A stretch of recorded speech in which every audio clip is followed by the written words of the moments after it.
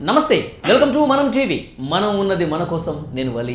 ప్రస్తుతం నాతో పాటు స్టూడియోలో ఉన్నారు ప్రముఖ పొలిటికల్ అనలిస్ట్ కృష్ణకుమార్ గారు. వారితో మాట్లాడదాం. కృష్ణకుమార్ గారు నమస్తే. మేడం నమస్తే. 6 గ్యారెంటీలు అమలు చేసి తీరతాం 100 రోజుల్లో అని చెప్తున్నారు ముఖ్యమంత్రి రేవంత్ రెడ్డి గారు. ప్రస్తుతం 6వ తారీఖు వరకు అప్లికేషన్స్ కూడా తీసుకుంటున్నారు, మనం చూస్తూనే ఉన్నాం. అయితే దీనికి ఒక లిటిగేషన్ ఏంటంటే, రేషన్ కార్డు ఉంటేనే ఈ గ్యారెంటీస్ అమలవుతాయి. చాలామందికి రేషన్ కార్డు లేదు. గత ప్రభుత్వం సరిగా ఇవ్వలేదు రేషన్ కార్డ్స్. ఏంటి, ఎట్లా అమలయ్యే పరిస్థితి ఉందంటారు? ఇది ఒక పెద్ద గందరగోళం అండి. ప్రజలు గందరగోళపడుతున్నారు. అలాగే కాంగ్రెస్ పార్టీ కూడా కలవరపడుతుంది ఒక రకంగా. అయితే మరి అసలు ఎందుకు వీళ్ళకి ఇంత కలవరపాటు ఏంటి, ప్రజలకి ఇంత గందరగోళం ఏంటి అని చూసుకుంటే కనుక, అసలు ఈ 6 గ్యారెంటీలకి ఎవరు అర్హులు అని తేల్చాలి అంటే వాళ్ళకి రేషన్ కార్డు ఉండాలి ఒకటి. మరి ఈ రేషన్ కార్డు అప్డేట్ అయ్యి ఉండాలి. అలాగే దీనికి ఆధార్ లింక్ అయ్యి ఉండాలి. ఆధార్ అప్డేట్ అయ్యి ఉండాలి. ఇన్ని చిక్కుముళ్ళు ఉన్నాయి దీనికి. పైగా ఈ చిక్కుముళ్ళన్నీ సరిపోనట్లు గత ప్రభుత్వ పాపాలు ఈ ప్రభుత్వాన్ని వెంటాడుతున్నాయి. ఏంటి ఆ పాపాలు అంటే, 90 లక్షల కార్డులు అసలు కేసీఆర్ గవర్నమెంట్ వచ్చిన తర్వాత 2014 నుంచి ఇప్పటి వరకు ఒక్క రేషన్ కార్డు ఇచ్చిన పాపాన పోలవాళ్ళు. ఎప్పుడో కిరణ్ కుమార్ రెడ్డి ఇచ్చిన రేషన్ కార్డులు. ఆ తర్వాత జనాభా ఎంత పెరిగింది, లేదంటే ఎంతమంది వేరే రాష్ట్రాల నుంచి ఇక్కడికి వచ్చారు. మరి ఇదంతా ఉన్న పరిస్థితుల్లో 90 లక్షల అప్లికేషన్స్ పెండింగ్లో ఉన్నాయి. అవి ఇవ్వలేదు. 90 లక్షల కార్డులు ఇవ్వకపోగా ఈ అప్లై చేసుకున్న వాళ్ళు కాకుండా అప్లై చేసుకునే వాళ్ళు ఉంటారు. వాళ్ళందరూ ఈ అప్లికేషన్ అయ్యేనా చచ్చేనా మనకేం ఉపయోగం అంటలే అని రేషన్ కార్డు తీసుకొని నాలాంటి వాళ్ళు మీలాంటి వాళ్ళు ఉండొచ్చు. మనం 6 గ్యారెంటీలకి మనం అర్హులమా కాదనేది పక్కన పెట్టండి. రేషన్ కార్డు అనేది మనకు ఒక గుర్తింపు కార్డులాగా కూడా ఉపయోగపడుతుంది. ఈ ఆఫీసుల చుట్టూ తిరిగే ఓపిక లేక అసలు రేషన్ కార్డుకి అప్లై చేసుకోవాలి నాలాంటి వాళ్ళు. మరి మీరు చేసుకున్నారో లేదో నాకు తెలియదు. అయితే ఈ 90 లక్షల రేషన్ కార్డుల్లో అర్హులు ఎంతమంది, అనర్హులు ఎంతమంది తేల్చాల్సిన అవసరం ఫస్ట్ ఉంది అసలు. ఓకే, అది తేల్చిన తర్వాతనే ఈ 6 గ్యారెంటీల అమలు అనేది మొదలుపెట్టి ఉండాల్సింది. ఇప్పుడు మన పరిస్థితి అంతా ఎట్లుందంటే, ఇప్పుడు రేషన్ కార్డు ఉంటే గ్యారెంటీలు వాళ్ళకి వచ్చేస్తాయన్న భావంతో ఉన్నారంటారా ప్రజలు? కాదు, రేషన్ కార్డు అనేది ఒక ఎంట్రీ టికెట్. ఓకే, ఎంట్రీ అయిన తర్వాత ఇప్పుడు రేషన్ కార్డు వచ్చిన తర్వాత కూడా ఇది వీళ్ళకి గ్యారెంటీలు వర్తిస్తాయి లేదనేది అది పెద్ద టాస్క్ మళ్ళీ. అంతే కదా. వాళ్ళకి ఇప్పుడు ఏం చెప్పారు, కరెంటు బిల్లు ఇంత ఉండాలి, ఆదాయం ఇంత ఉండాలి, మీకు పొలం కొంతమేరకే ఉండొచ్చు, ప్రభుత్వ ఉద్యోగులు అయ్యి ఉండకూడదు, ఇన్కమ్ ట్యాక్స్ పరిధిలోకి రాకూడదు, ఇలా రకరకాలు ఉన్నాయి. మరి ఈ రకరకాలు తేల్చడానికి చాలా టైం పడుతుంది. అది వేరే విషయం.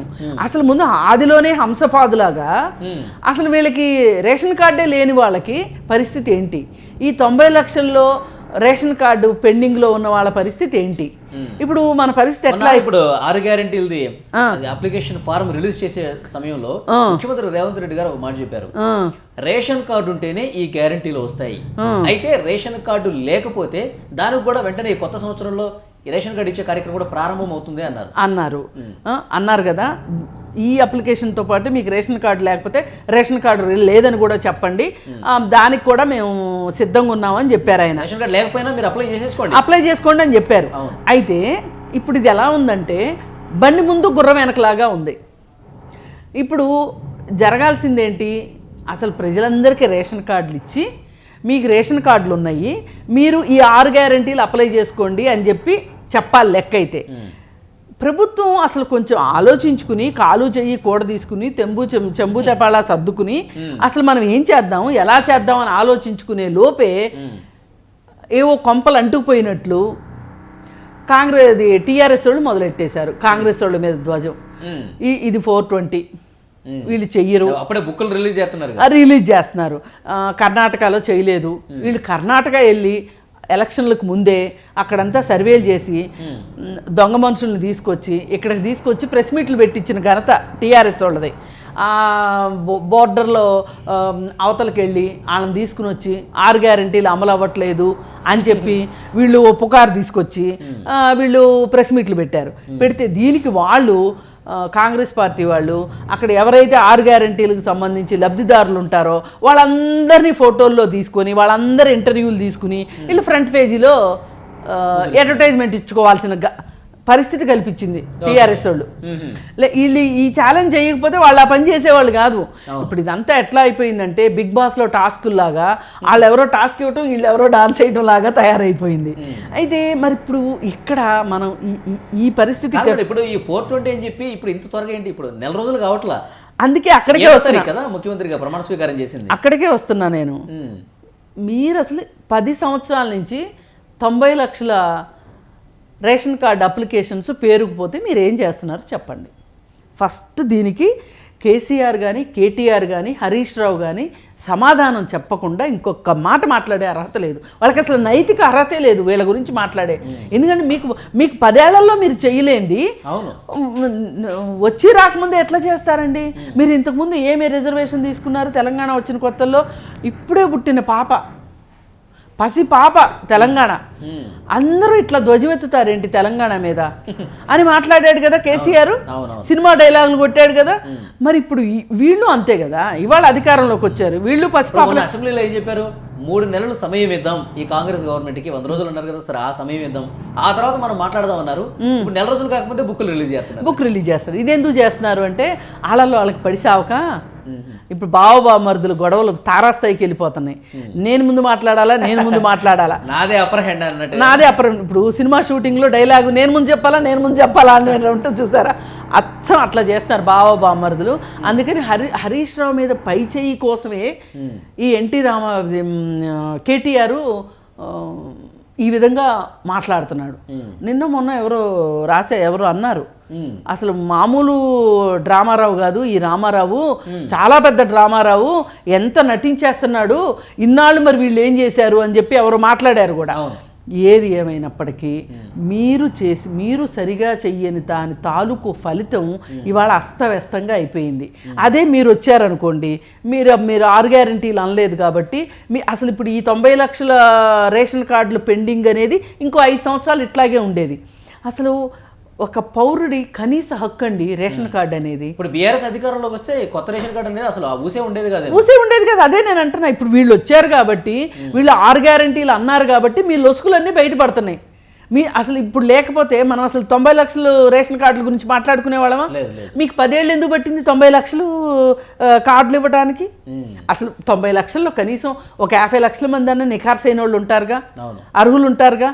అసలు రేషన్ కార్డుకి అర్హత ఏముంటుందండి? ఇక్కడ ఉండేవాడుకి రేషన్ కార్డు ఇచ్చే పరిస్థితి ఉంది. నువ్వు కావాలనుకుంటే తెల్ల కార్డు ఇస్తావా పింక్ కార్డు ఇస్తావా అనేది అది వేరే విషయం. కానీ ఎవరికైనా ఒక కుటుంబానికి ఒక రేషన్ కార్డు హక్కు అండి. సీఎం కూడా తీసుకోవచ్చు రేషన్ కార్డు. కాకపోతే దాని మీద వచ్చే లబ్ధి ఏమీ అతను పొందే హక్కు ఉండకపోవచ్చు, కానీ అంటే అతనికి ఆ రాయితీలు లేకపోవచ్చు, కానీ సీఎం కూడా రేషన్ కార్డు తీసుకునే హక్కు ఉంది. నాకుంది, నేను ఇన్కమ్ ట్యాక్స్ కడతాను, నాకు రేషన్ కార్డు తీసుకునే హక్కు ఉంది, మీకుంది, ఇంకొకరికి ఉంది. ఎవరికైనా ప్రభుత్వం డివైడ్ చేస్తుంది. అంటే వాళ్ళు పెట్టిన పారామీటర్లు బట్టి రేషన్ కార్డు ఇస్తారు. అయితే ఇప్పుడు వచ్చిన ఇంకొక ఇబ్బంది ఏంటి అంటే ఇవాళ పౌరులకి, తెలంగాణ పౌరులకి ఆధార్ కార్డు అప్డేట్ అయి ఉండాలి. ఇప్పుడు రేషన్ కార్డు ఒక అతనికి రేషన్ కార్డు ఉందండి. ఇప్పుడు అతను ఎప్పుడో తండ్రి, కొడుకు, తల్లి అంతా కలిసి ఒక కుటుంబంగా రేషన్ కార్డు ఉంది. అందులోంచి ఒక కొడుకు పెళ్ళైన తర్వాత వేరుపడ్డాడు. అతనికి ఒక భార్య వచ్చింది, 2 పిల్లలు వచ్చారు. ఇప్పుడు ఇతనికి రేషన్ కార్డులో ఈ భార్య పిల్లలది అప్డేట్ అవ్వాలి అంటే వీళ్ళు ఇప్పుడు ఆధార్ దగ్గర అప్డేట్ చేయించుకోవాలి. ఆధార్ అప్డేషన్ జరగాలి. ఇప్పుడు ఆ భార్య భర్త ఆధార్ కార్డ్స్ ఉండాలి, దానికి అప్డేట్ చేసుకోవాలి. వీళ్ళు కొత్తగా మళ్ళీ అప్లికేషన్ పెట్టుకోవాలి. అంటే ఇప్పుడు వీళ్ళని కూడా చేర్చండి అని చెప్పి పెట్టుకోవాలి. ఇప్పుడు నాకు తెలిసిన ఒక అతను పెళ్ళయి 6 ఏళ్ళు అయింది. అతను ఒక్కడే ఉన్న రేషన్ కార్డు ఉంది. అతనికి భార్య ఇంకా ఎంతవరకు దానిలోకి యాడ్ కాల. ఈలో పిల్లలు పుట్టారు, పిల్లలు కూడా యాడ్ కాల. ఎంతో మంది చుట్టూ తిరిగాడు పని కాల. ఇప్పుడు 6వ తారీఖు డెడ్ లైన్ అని పెట్టారు 6 గ్యారంటీలకి. 6 గ్యారంటీలు ఏదో ఒక గ్యారంటీ నాకు వస్తుంది అనే నమ్మకంలో అతను ఉన్నాడు. ఇప్పుడు అతని బాధ భయం ఏంటి అంటే ప్రతి క్షణము అసలు నాకు ఈ ఆధార్ అప్డేషన్ అవ్వలేదు, రేషన్ కార్డ్ అప్డేషన్ అవ్వలేదు, నేను ఇప్పుడు అప్లై చేసుకుంటే నా పరిస్థితి ఏంటి, అసలు నాకు వస్తుందా రాదా, ఇది టెన్షను. ఈ ఆధార్ అప్డేషన్కి ఏమైపోయినాయి, హైదరాబాద్ మొత్తం మీద 6 కేంద్రాలు ఉన్నాయి, ఆధార్ కేంద్రాలు. ఈ 6 కేంద్రాల్లో ఎక్కడో చోటుకి వెళ్ళి ఎవరైనా అప్డేషన్ చేయించుకోవచ్చు. కానీ అక్కడేం చేస్తున్నారు, 100 టోకెన్లే ఇస్తున్నారు. అంటే ఒక కంప్యూటరు ఒక సెంటర్లో 100 మాత్రమే చేయగలదు అప్డేషను.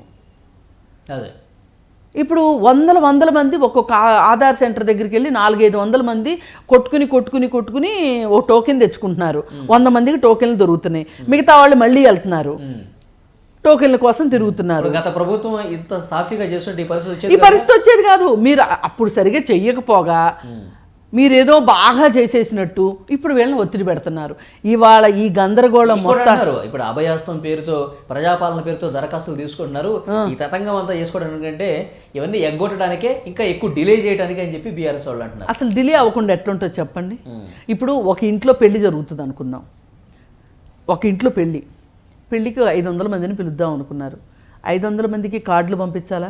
అంతే, పంపించాలి కదా. ఒక ఇంట్లో పెళ్ళికి ఒక నెల రోజులు టైం కావాలి కదా. ఎంత డబ్బులు ఉన్న వాళ్ళకైనా ఎంత డబ్బులు లేని వాళ్ళకైనా కనీసం 15 రోజులన్నా కావాలి కదా. అంటే 500 మందితోటి పెళ్లి చేయడానికే నీకు 15 రోజులు పడుతున్నప్పుడు ఇంత పెద్ద కార్యక్రమం చేయడానికి సమయం ఎందుకు తీసుకోరు? అదేమంటే సమయం తీసుకుంటున్నారు కాబట్టి మీకు ఎగ్గొట్టే ఉద్దేశం ఉంది అని అంటే ఏం లేదు. చాలా సునాయాసంగా బట్టగాల్చి మీదేస్తున్నారు. వేసి రేవంత్ రెడ్డి చేతగానివాడు, కాంగ్రెస్ పార్టీ చేతగాంది అని నిరూపించాలనే ఉద్దేశంతో ఆ ఉత్సాహం ఆ తాత ఎక్కువైపోయింది. దానికి తోడు ఆ వేణుస్వామికి ఏం డబ్బులు ఇచ్చారో తెలియదు కానీ వీళ్ళు వేణుస్వామి ఏం చెప్తున్నాడు, రేవంత్ రెడ్డి దిగిపోతాడు, పూర్తికాలం కొనసాగడు అని చెప్తున్నాడు. అసలు ఎట్లా చెప్తాడు? మొన్న ఎలక్షన్ల ముందేమో రేవంత్ రెడ్డి సీఎం అవ్వడు, మళ్ళీ కేసీఆర్ఏ సీఎం అన్నాడు.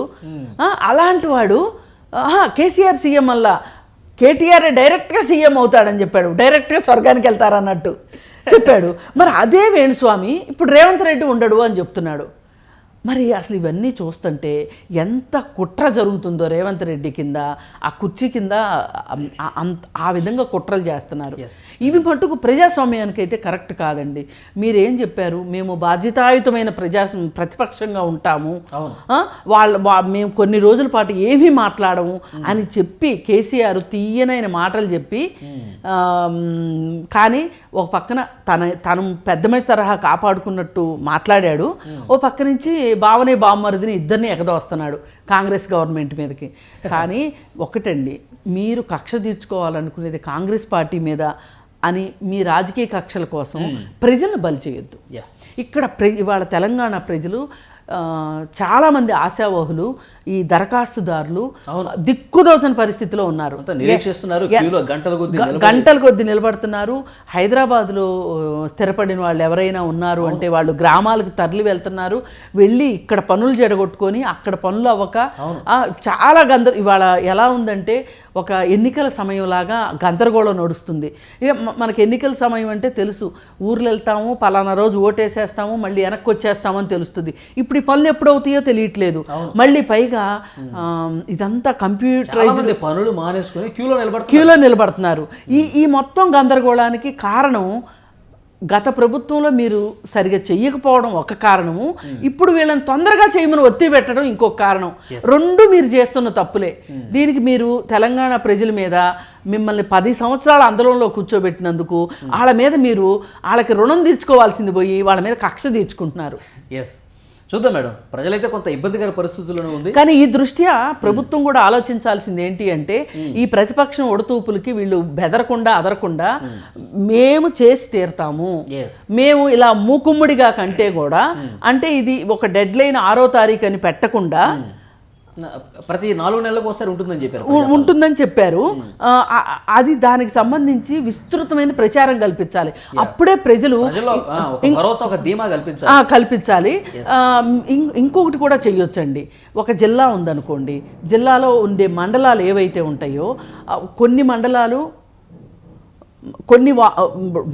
ఒక విలేజ్ ఉందనుకుందాం పోనీ ఫర్ ఎగ్జాంపుల్, కొన్ని వార్డులు ఒకరోజు కొన్ని వార్డులు ఒకరోజు అట్లా పెట్టారనుకోండి, ఒత్తిడి లేకుండా ఉంటుంది. ఇప్పుడు అందరూ ఒకేసారి పొలోమని వెళ్ళటంతో అక్కడ అధికారులు కూడా అయోమయంలోకి వెళ్తున్నారు, గందరగోళం పడిపోతున్నారు.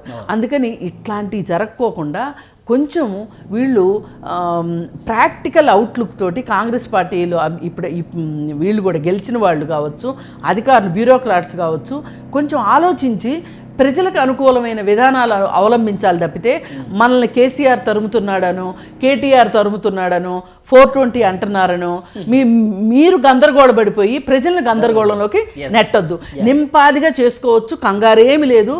వాళ్ళకి 10 ఏళ్లలో చేయలేంది మీరు ఒక నెల రోజుల్లో చేసి నిరూపించాల్సిన అవసరం ఏమీ లేదు. ఓకే ప్రజల సౌలభ్యంగా, ఎక్కడ ఇబ్బంది పడకుండా వాళ్ళకి సౌకర్యవంతంగా జరగాలి. ఇప్పుడు ఎలా ఉందంటే, పెద్ద రాజుగారింట్లో పెళ్లి జరుగుతుంది అనుకోండి, డబ్బులు ఇసురుతారు.